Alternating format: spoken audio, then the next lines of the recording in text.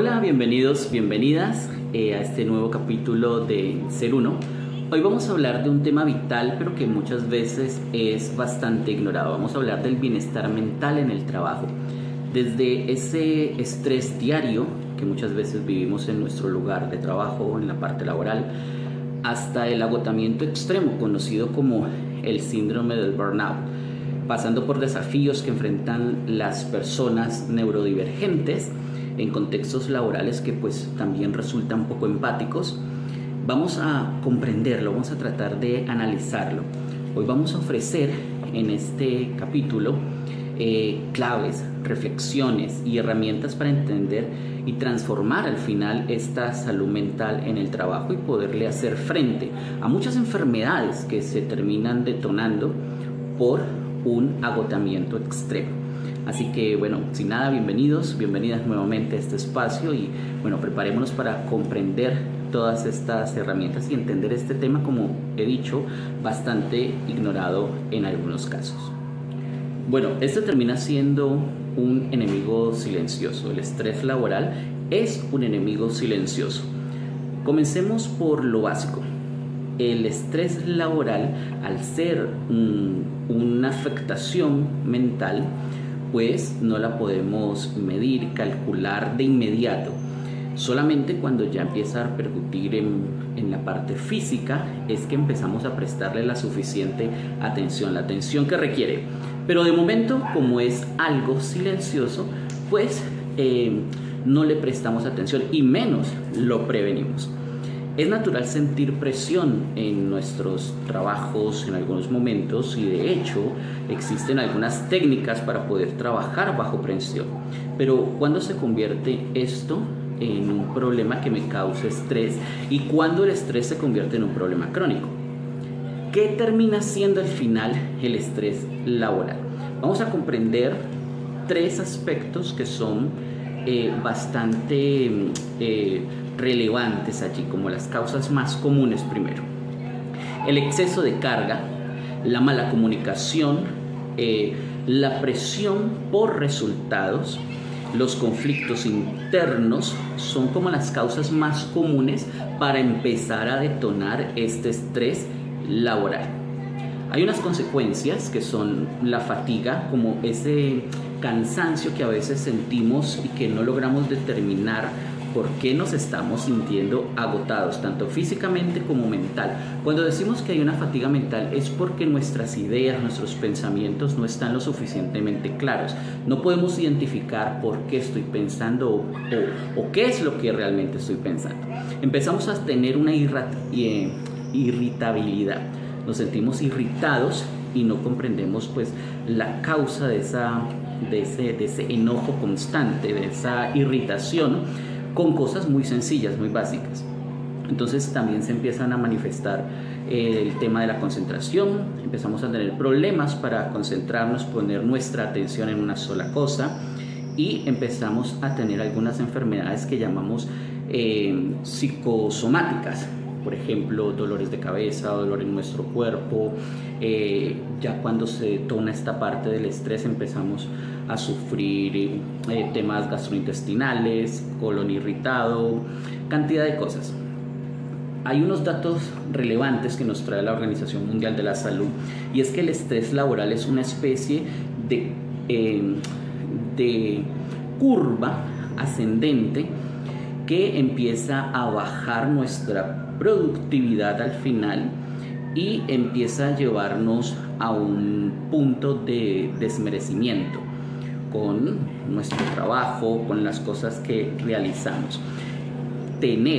Vivir estrés laboral afecta nuestras capacidades, las herramientas que de manera natural tenemos, el aprendizaje que hemos adquirido para desarrollar ciertas actividades empiezan a ver afectadas por el estrés. Así que al final, tener o vivir estrés en nuestro trabajo, el estrés laboral, nos va a llevar a ser menos efectivos con nuestro trabajo.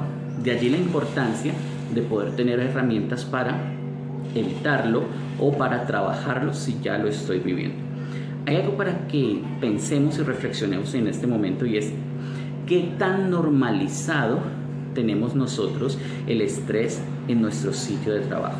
Porque muchas veces pasamos y hay una línea muy delgada entre trabajar bajo presión para tener resultados o vivir estrés constante y agotamiento en busca de esos resultados. Y esto lo vamos normalizando. Lo vemos como una señal de compromiso también al final con nuestro sitio de trabajo, con nuestra empresa, con nuestros empleadores. O es también como una parte de advertencia, este estrés que estamos viviendo, de que algo no está funcionando bien.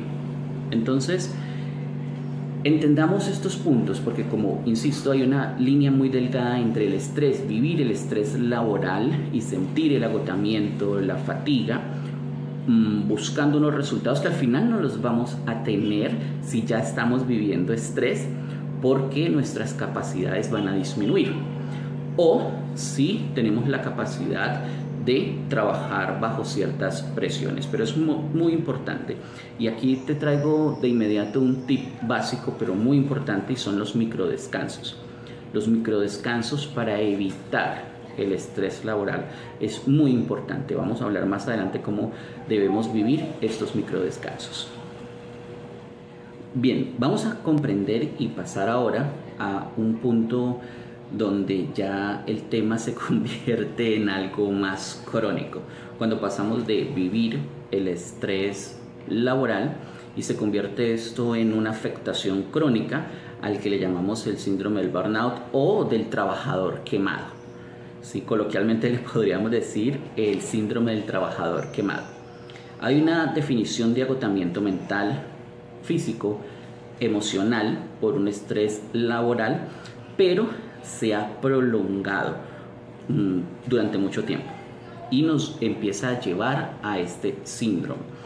Pasamos de esas etapas de entusiasmo por las actividades que estamos desarrollando en nuestro campo laboral, luego un estancamiento cuando ya sentimos que las herramientas que tenemos se van agotando, van escaseando esa capacidad que en un principio nos resultaba muy fácil desarrollar nuestro labor, nuestro trabajo, y que ya ahora se empieza a poner complejo poder desarrollarlo. Una frustración porque no estoy rindiendo como yo lo sé hacer, como yo espero hacer y como también mi lugar de trabajo, mis jefes esperan que yo rinda. Una apatía por las cosas que estoy desarrollando o incluso un malestar por el lugar donde trabajo. Es esa sensación que siento cuando se llega el momento de ir a trabajar, cuando llega la hora de desarrollar ciertas actividades y no las quiero hacer. Y por último, pues el colapso.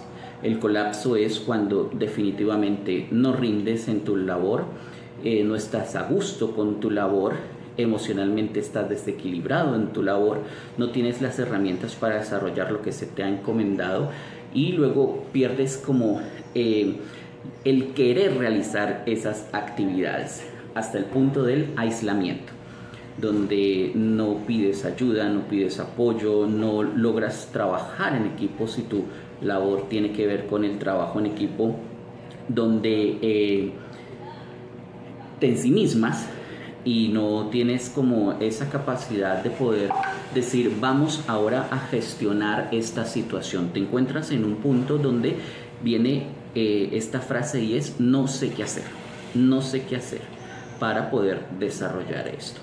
Entonces hay unas profesiones de alto riesgo como por ejemplo salud, educación, atención al cliente, el cuidado de otras personas, donde es muy importante que este síndrome cuando se empiece a manifestar pues lo podamos desarrollar, porque tenemos en nuestras manos la responsabilidad de atender a otras personas y si no estamos en un porcentaje alto de nuestras capacidades pues no somos responsables. Y hay unas profesiones de rendimiento donde esta afectación pues nos van a, como afecta nuestras capacidades, van a afectar también nuestro rendimiento, nuestra productividad, como por ejemplo en el campo de las ventas. Cuando tú vendes, generalmente en este campo buscas comisiones Y si tú no tienes la capacidad de activar todas las herramientas que tienes para ser efectivo en el mundo de las ventas, pues no vas a tener tu recompensa, que es esa comisión, esa elevación de tu salario. Y vamos a entender, por ejemplo, a poner un ejemplo, donde María trabaja X cantidad de horas y cuando llega los fines de semana ella le gusta estar en su casa, pero cuando llega el momento de organizar como su semana para trabajar, para atender a sus clientes, pues no sabe cómo hacer este agendamiento. Cuando no tiene un buen sueño, un buen descanso, porque constantemente está cargando con estas responsabilidades, con lo que hemos mencionado, esta frustración, esta apatía, ese colapso, ese estancamiento. Ahora, ¿qué debemos hacer en ese caso? Por ejemplo, a María se le recomienda lo que mencionamos hace un momento y son los microdescansos. Los microdescansos donde se le solicita un aislamiento. Pero este aislamiento no solamente es un aislamiento físico, sino sobre todo un aislamiento mental. Y aquí le podríamos añadir otro tip, y es que encuentre sus hobbies, sus pasiones diferentes a lo laboral, para que desarrolle en los momentos de descanso eso que quizá le apasiona, por ejemplo la música, leer, escribir, algún juego determinado, cantar, etc. Entonces súmase al microdescanso una actividad diferente a la laboral, con el fin de que ella pueda tener un escenario de despejar ese punto. Ese es como el tip para empezar a trabajar el síndrome del trabajador quemado.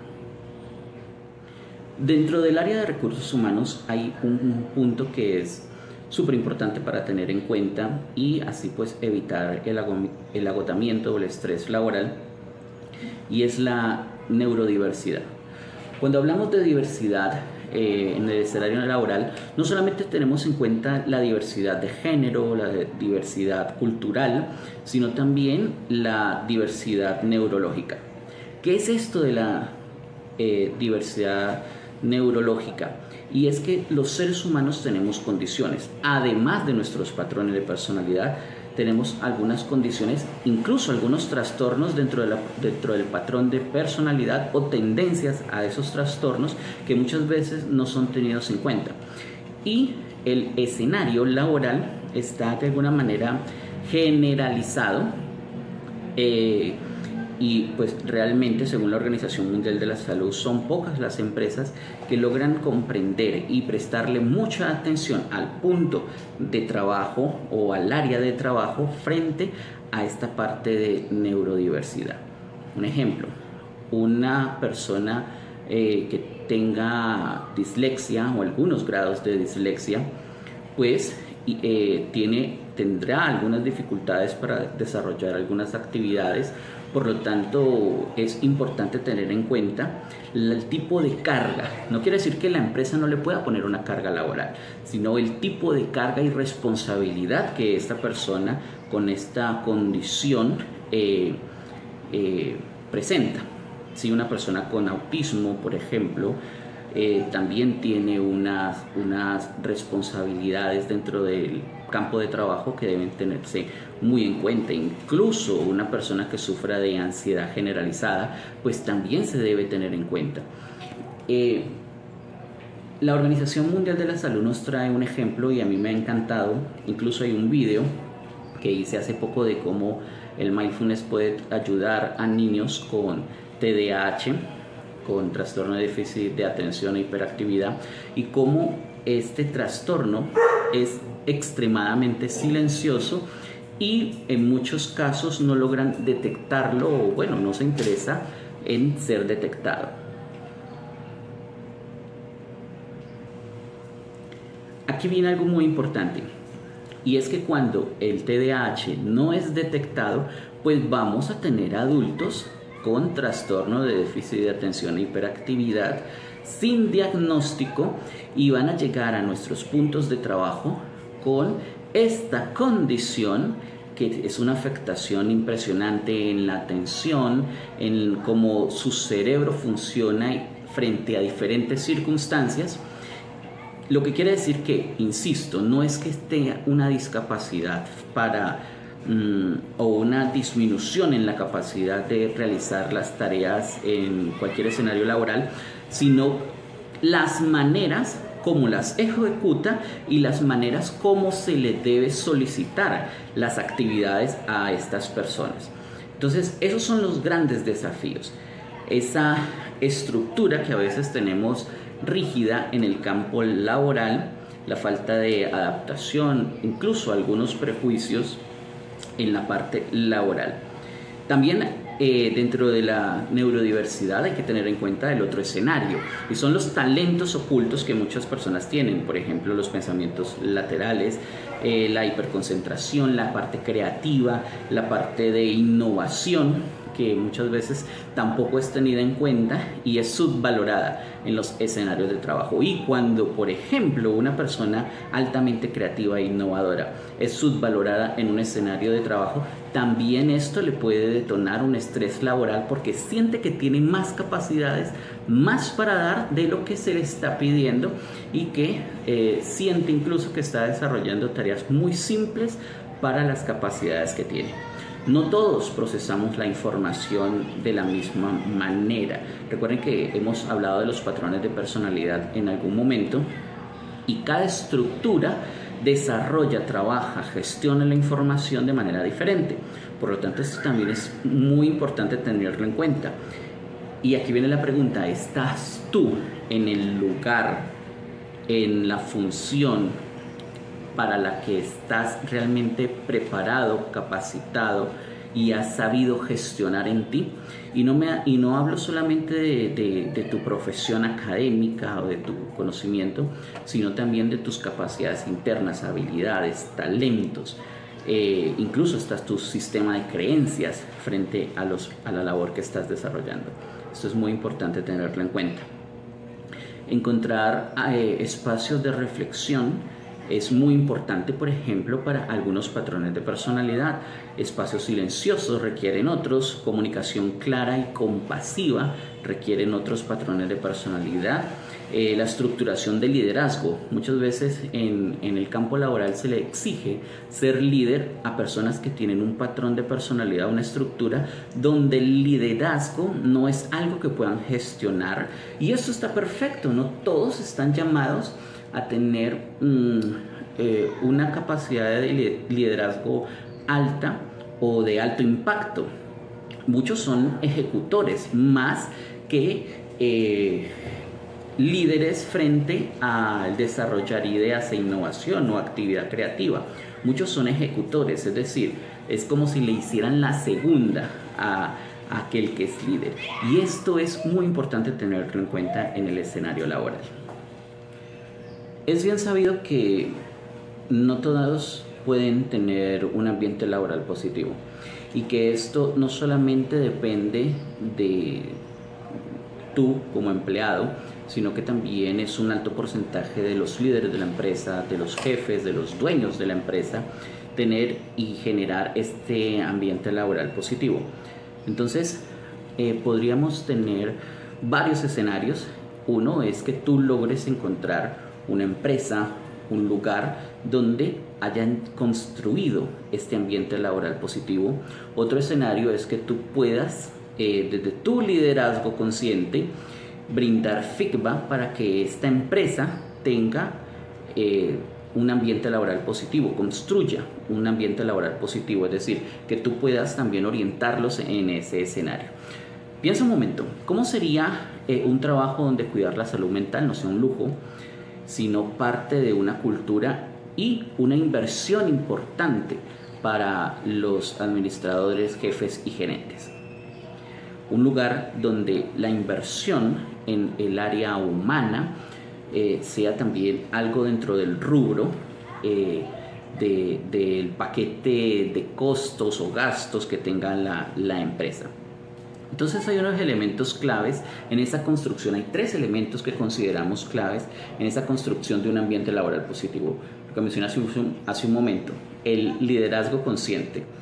Esta parte de líderes empáticos, y esta es una palabra clave, la empatía, que saben escuchar, que han desarrollado comunicación asertiva, son conscientes de ello y no solamente exigen los resultados, los procesos. Sabemos que es muy importante el área de procesos, cómo trabajar los procesos, cómo se desarrollan los procesos y brindar una garantía de que se pueda premiar la parte de ejecución.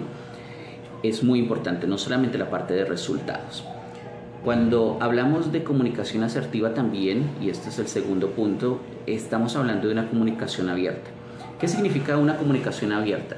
Que exista la posibilidad de comunicación, que exista la posibilidad de retroalimentación, lo que llamamos ese feedback constructivo, espacios para expresar las emociones, los sentires, y es muy importante porque esto genera unas descargas emocionales que evitan o reducen altamente el estrés laboral.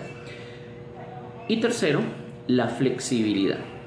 La flexibilidad con horarios, con las licencias, con la parte de educación, con la parte de gestión humana, todo en pro de la salud mental. Bueno, y algo sumamente importante, y es que recuerda que tú brindas un servicio, sea la labor que desarrolles, estás brindando un servicio tanto para las personas que si trabajas, por ejemplo, en servicio al cliente, en ventas, en el área de salud, etcétera, que son clientes del lugar de trabajo, pero sobre todo también para tus compañeros de trabajo, para los gerentes o los dueños de la empresa. Tú les estás brindando un servicio desde tu expertise, desde tu conocimiento, desde tu experiencia, desde lo que sabes hacer, desde lo que tú estás desarrollando. Tú brindas un servicio, eres un eslabón importante en la empresa. Y esto, cuando tú te reconoces a ti mismo, también reconoces la importancia de cuidar de que ese servicio que tú estás prestando siempre esté bien, ¿sí? Y para que ese servicio se dé bien, tú debes estar bien, a nivel físico, a nivel emocional, a nivel mental. Así que recuerda que la parte laboral no debe robarte tu salud. Invito a que encuentres espacios de bienestar laboral. Y si ya sufres alguno de los trastornos o situaciones de las que hemos hablado en este video, pues busca ayuda. Levanta la mano, y esto es importante para que salgas del punto donde te encuentras y pues seas escuchado y sobre todo atendido, para que prestes cada vez un mejor servicio y tengas lo justo por lo que tú estás trabajando. Muchas gracias por estar en este espacio. Te invito a que compartas este episodio con muchas personas, con líderes incluso de empresas, para que logremos un despertar en la importancia del bienestar en todos los escenarios, en todos los roles que como ser humano tenemos y vivimos. Que esté muy bien. Hasta la próxima. Suscríbete a nuestro canal, dale me gusta, comenta y comparte para llegar a más personas con nuestro contenido. Te lo agradecemos.